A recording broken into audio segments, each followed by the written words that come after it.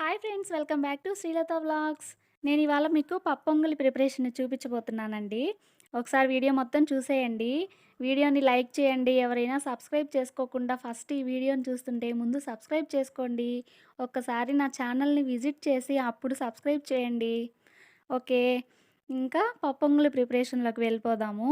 ఏం లేదండి, పెసరపప్పు, బియ్యము మనం ఎంత కావాలో అంత క్వాంటిటీలో ఒక 40 మినిట్స్ ముందే నానబెట్టేసుకోవాలనమాట. నానబెట్టేసుకున్న తర్వాత మనము తక్కువ ఇంగ్రీడియెంట్స్‌తోనే చాలా త్వరగా, ఫాస్ట్‌గా రెడీ చేసేసుకోవచ్చండి ఈ పప్పొంగలు. చాలా యమ్మీగా ఉంటుంది. ఓకే. మిరియాలు, జీరా అండ్ 1 ఆర్ 2 మిర్చీస్ అనమాట. మన రైస్ క్వాంటిటీని బట్టి మిర్చిని తీసుకోవాలండి. ఇవి తిరగమాత పెట్టుకున్న తర్వాత నెయ్యి ఆర్ ఆయిల్ అయినా వేసుకోవచ్చు. మీ టేస్ట్‌ని బట్టి, అది మీ ఆప్షనల్ అండి. ఆ తిరుగుమాత కొంచెం ఏగైన తర్వాత మనము వెంటనే ఎసరు వేసేసుకోవాలండి. 1 గ్లాసుకి 3 ½ గ్లాస్ మెజర్‌మెంట్ అండి వాటర్ అయితే.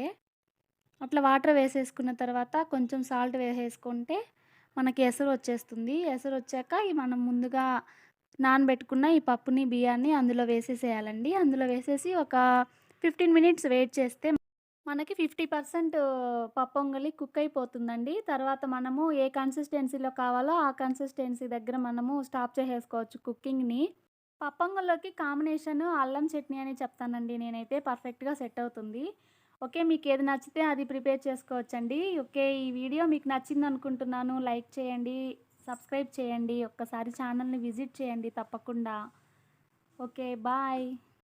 Thank you for watching.